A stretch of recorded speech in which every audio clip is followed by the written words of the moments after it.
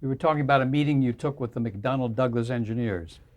And they said, well, what is it you want to know? And everybody sat around there, and I thought, well, here's one for you. I said, in time to come, why does Mr. Sulu have to sit there at the helm and they say, bring the ship around to such and such a course, and he punches a lot? How come he just doesn't wear something on his head that's plugged into the ship and all he has to do is think about it? And one guy says, absolutely right. And he takes off on some guy they were interested in back in the Middle West that had learned to play a game called Pong, which you may recall as the electronic tennis game. And he put electrodes on his forearms and he'd play Pong and nobody could beat him because he had tapped into the electro. And another guy stood up and he said, no way. A man is 5 fingers and 5 toes, and the natural thing is the buttons. And if you got at the speed a starship is traveling at 11 billion miles an hour, and a short skirt walks by and he drops the ball, what are you going to do if all he has to do is think about it? And these two guys, all of a sudden it dawned on me, these guys are for real. We're doing a movie and they're for real. I said, another one, Captain Kirk has to see a message that nobody could be privy to except him. And it's got to be led. Oh, yeah, we've got that one. We're going into production with the veins in a person's eyeballs are more identifiable than fingerprints. No two of them are alike. Great. I'm going to have Captain Kirk stand there and look like, oh, yeah, I can read the message and nobody else can read it. This will go over with the director like a lead balloon, okay? Well, we wound up with having the message on a screen, and it comes up with a thing a copy that says we're identifying the receptionist and we're reading and did it in the open, and then the message is delivered to his eyes only. We went on and on like this, and and finally, we're in about 2 hours pumping these guys, and they're unbelievable. And I'm picking their brains for materials and things like that I haven't been privy to, and finally we decided, okay, we got to knock this thing off. And on the way out, I got a hold of their PR man who was rodding the whole thing. And I said, thank you very much. This has been such a great opportunity. He says, no. He said, we did this because we are trying to out-train our engineers. They get so educated that 2 and 2 always makes 4. How are they ever going to get anything new? So he says, we're encouraging them to paint, to go into music, the theater, so that they broaden their scope. And I harked back to a story I read in a Fortune magazine, in a dentist's office, which is the only time I ever saw a Fortune magazine anyway. But anyway, that was back when they had first invented the transponder that they tow below an airplane, and it records the characteristic of down inside the earth, and they prospect for oil with it. Well, this guy had invented this thing, and he was about to go into production on it. And it was a big business venture, and this is why it was in Fortune magazine. And the interviewer said, how in the world did you ever get this idea? And he says, well, I was watching Star Trek one night, and I saw Mr. Spock with his tricorder, and I said, why not? So that's what we do with science fiction. We're the why nots. We're going to get to Star Trek in just a moment. I do want to ask you a couple of basic questions, like, can you compare taped productions to film productions, and any difference in your field? No. No, a picture is a picture. You wind up with what goes on the screen, and it doesn't matter how it's recorded. We talked a little bit about the transition to color and how it affected your work. Do you have anything you want to add about that? No, technology has to a large extent erased all of those problems, and even sometimes light levels. And I mean, you know, we used to want to shoot in candlelight, and have, as I say, we had a gun smoke that took place in the bottom of a well in the entire half hour, and there was nothing down there but a lantern.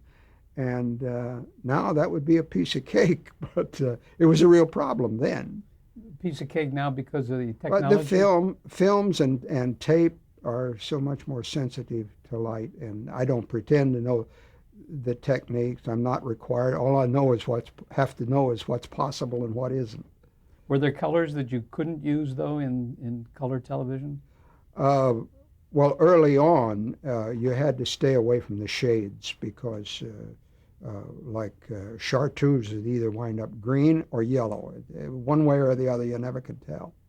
But it was the shades that now you don't worry about it Did you anymore. have to check with the lighting director to see that your colors were going to work? Well, originally, when color first came out, you know, we had a, a post called color consultant. And was a person who had been to school. He or she had been a person who had been to school at Technicolor and learned all of these things that you had to worry about. And so you'd go get a hold of the color consultant and say, "We want to paint this wall green. What color do we paint it?" And he would tell you what color to paint it so it would look like what you said you wanted it to look like. And then the film and the development and printing got so more refined, and the position went by the board. You told us the story about having an echo on the spaceship. Did you have to work with the sound engineers? Well, over a period of time and experience, you learned what what you could do and what you couldn't. Low ceilings were a problem because of the boom. Uh, Low beams were a problem because of an overhead boom. Uh, Hard surfaces would give you a bounce back. Uh, just general things like that that you learn from experience because you've been chewed out enough times So to there know were what to avoid. there were basic guidelines. That's right. How about with the director of photography? Did you work with him before that you actually went on the stage? Wherever possible. He didn't, usually you had all your sets built by the time he showed up. Except on series television, you very frequently had one or at the most two cinematographers. They might alternate shows, or one guy might shoot all of it. And there, he was around when you were designing the show that would follow, so you could go to him with a problem. And but if you're doing a movie of the week where there is no fixed company, you probably wouldn't see him until the day you started shooting or until the first production meeting. And by that time, you better be well along with your sets. Did you have any instance where the DP criticized the sets?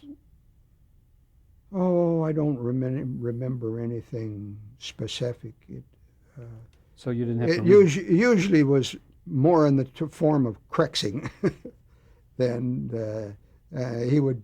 He says, "Don't do this. I got to do this and that and the other thing." And then, okay, next time it came up, he didn't like that, so I better not do it. Kind of thing. So you had to have a good memory. Yep. Were there any kind of building codes that governed what you did? No, no. I mean, to prevent people getting hurt. Was anyone ever hurt on one of your Uh, sets? well, in the latter days of my career, OSHA came along, and but those were usually, and then you always had the fire marshal you had to worry about, and there were certain materials that you could not use. Like, Well, for in science fiction, when the expansive foams first came out, boy, they were attractive to us, but they were highly flammable and they burnt with a toxic gas. Now they have them that if they catch fire, they put themselves out. So but in my day, it was almost a no-no. what kind of materials did you use for your sets?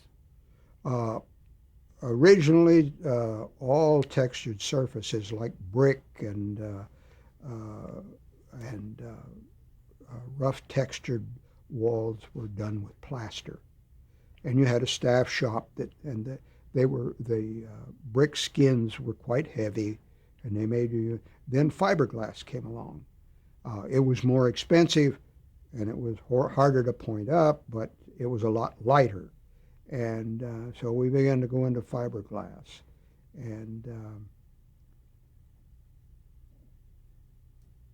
then there were materials that came along, some of the lighter metals. And for instance, on Star Trek, we always had the doors that everybody just walked right through the door, and it went open and close. Well, originally, we had to make them out of quarter-inch luan, so they looked real thin. But that would hang there, and eventually it would warp. No, it wouldn't close. You'd have to. And I finally solved the problem on the new Enterprise when they started which became the first feature picture. I found a decking they used for aircraft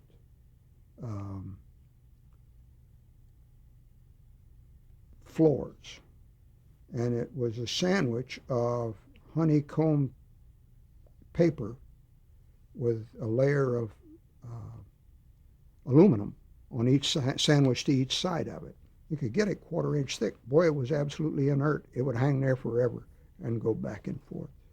And as long as the special effects man didn't go to sleep, because we still opened them, closed them, with pulling it like a drape, and you had a special effects man back there. And when there was an interesting man, he watched and shoop, shoop. And one day you had to train the actors to it, because you've walked up to a door in a supermarket that's a little slow, and all of a sudden you go like this, you know. Well, Jim walked up to the door one day, and the effects man was doping off and didn't open the door, and he walked in, and it took us 2 weeks to get him back to where he could walk through the doors again. Let's talk about location scouting. Did the art director go along on the location scout? Yes. Wherever possible, I insist on it. You eventually run into the people that say, "I know what I want," and but you've always got the production manager that says, "I got the greatest location in the world for you, and it's only 10 feet from the blacktop." And you go out there, well, maybe 10 feet from the blacktop, and he can pull the whole company right up there beside it, but there's no way you're going to shoot it, you know. And so everybody has got his own requirements, and if you're fortunate, you're there to protect your own requirements. Like when Gunsmoke went on location in Arizona, how long did the location scout take? Well, we would go like maybe 3-4 days ahead of time while they were finishing up the show at home.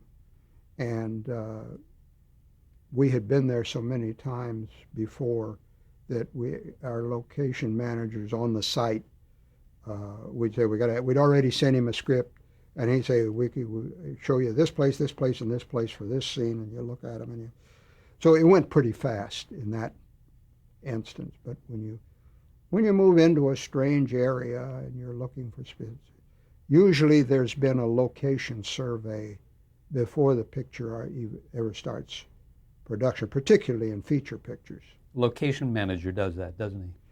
They're responsible for locating them along with the art director.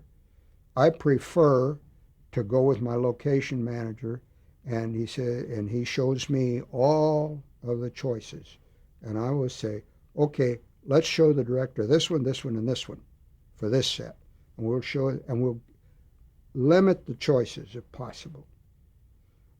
Number one, it saves a lot of time. Number two, his time by this time is precious because he's into casting and he's into preparing his show, and he hasn't got the time to wander around over Hell's Half Acre.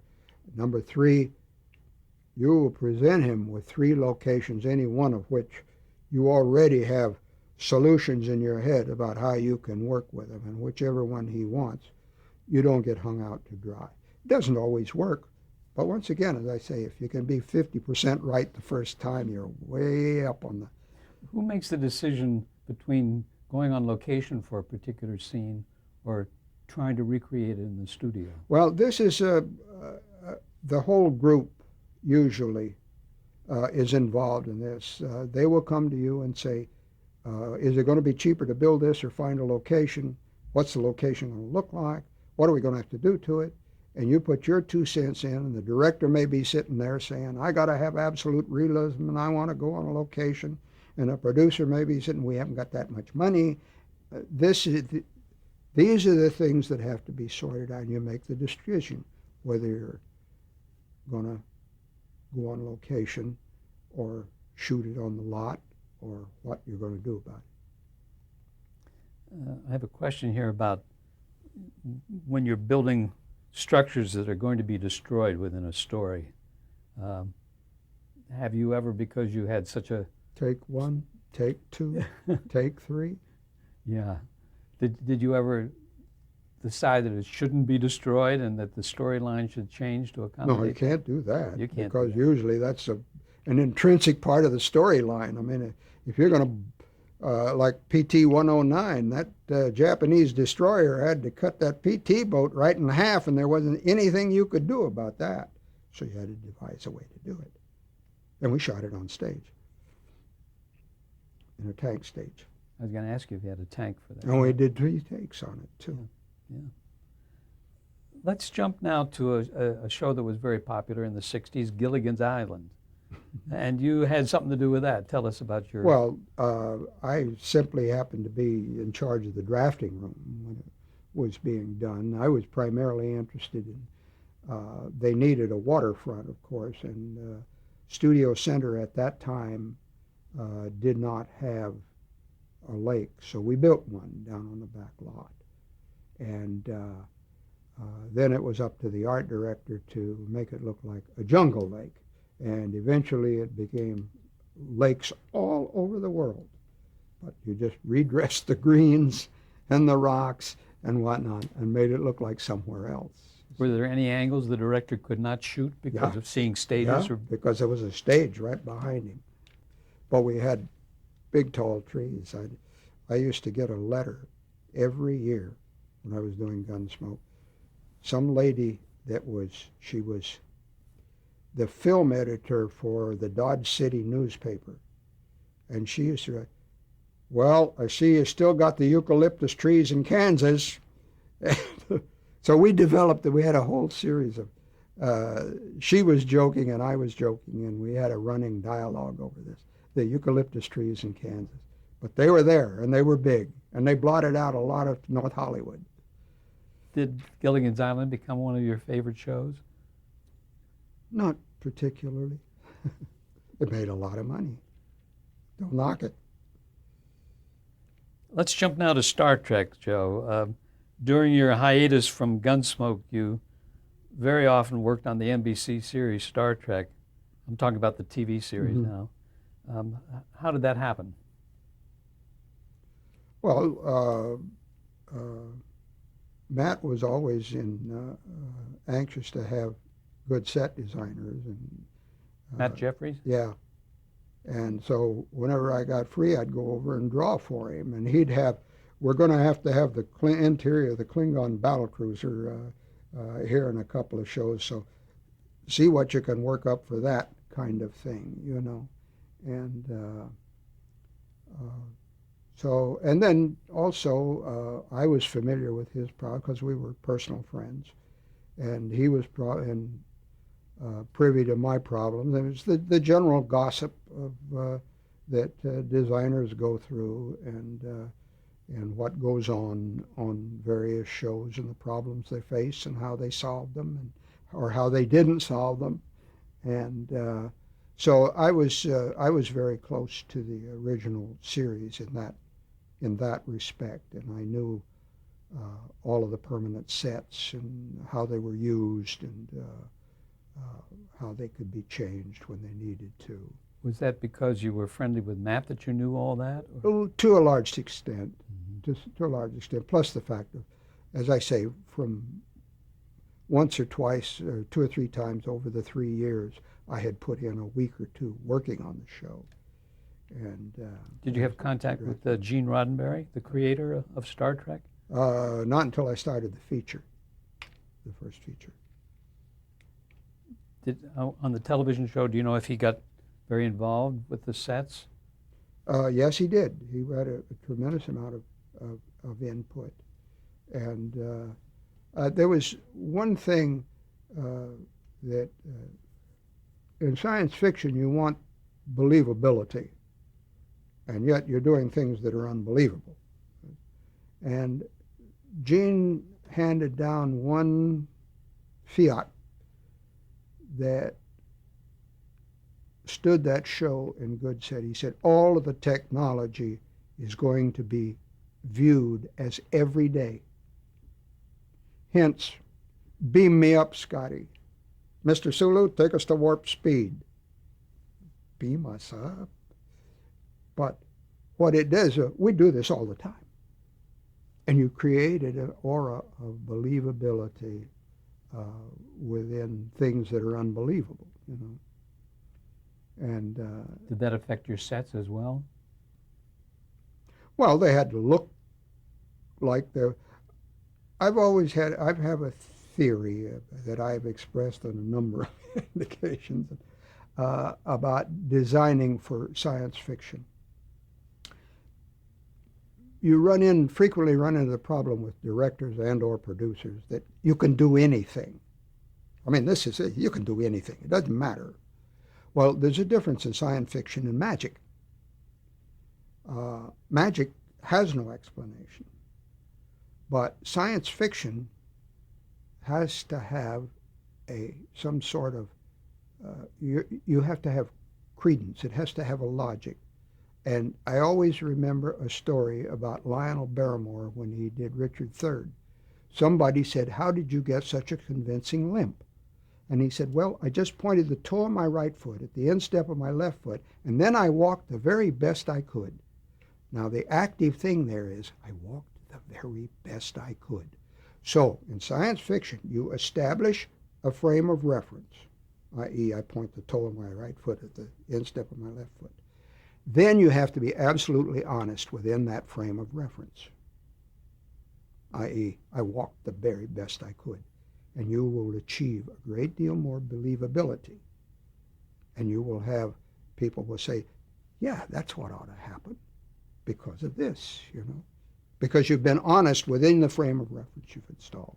And when you say, how do you decide what these things are going to look like? How do you design a phaser? Well, you know, it has to be held in your hand. It has to look something like a pistol. And it really ought to look like it has some sort of beam or something that will destroy. All of those are within your frame of reference, you see. How did you create that vision of the future, though, in the sets in terms of the material you used or the actual design itself to make it look exotic? Well, that is always one of your biggest problems with science fiction. And the answers to it are as varied as the problems that occur. I used to have the kids go up and down you know, the big styrofoam things that the washing machines and refrigerators come packed in? They're fantastic shapes. The kids would bring them back, and we'd say, hey, that looks like and we'd take them, make a mold of them, and cast them in fiberglass and put them together, and this was a piece of machinery, you know. Or in the space station, I wanted some background stuff, and I thought, well, geez, we have a whole bunch of big tanks because they got to store a lot of stuff. I don't want it to look big. And one way of making things look complicated is repetition. So I got a bunch of sonotube, which is the cardboard tubes that they use to pour concrete piers. And I got these that were 24 inches in diameter. And we covered them with paper so you didn't see the spirals. And then we wanted heads for them. We found garbage can lids that looked just like they were stamped out of metal, but they were made out of this slick plastic. But fortunately, I had a painter that could make paint stick to them. And those became the heads of the tanks. We put them on racks and we ran a bunch of pipes around them. And you had a very inexpensive bunch of background that looked mechanical. It looked like it did something. And with a little twitch, you could say, this does something in a spaceship or in a space station. Was there anything that you can remember that you tried that didn't work? Where when you looked at the film, you said, oh my gosh, why did I do that? Oh, yeah. You always had a backing that didn't quite come off. And I would sit and I'd say, oh my God, look at the wrinkle in that backing. And my wife would say, what backing? So it becomes moot. And the cobbler might very well not be very happy wearing your shoes, you know. But my wife will not go and see a movie with me because I take it apart afterwards, and because I can't afford not to. How could I have made it better? I don't know. Maybe I couldn't. But I look at a film different from what an audience does. But I'm always conscious that the audience will be there and that they're the important thing. If they don't react to it, you're dead, man. How did you create other planets? You know, I mean, how did you differentiate the crew being on one planet or being on another? Well, in Wrath of Khan, we had to do Khan had been marooned in the original story, in the original series, on a planet that had a 10 million year old sandstorm blowing on it. So we had to create a set that had a 10 million year old sandstorm blowing on it. With fans? I had six bladed Ritters lined up, big gasoline engine fans with 6 blades on them, lined up across one end of the stage, and I built it in a bowl, so we had a skyline, and we wrapped the black cyc around it, and we covered it with sand. And they like to kill me, but we had a sandstorm. They cleaned the cameras out, even at noon.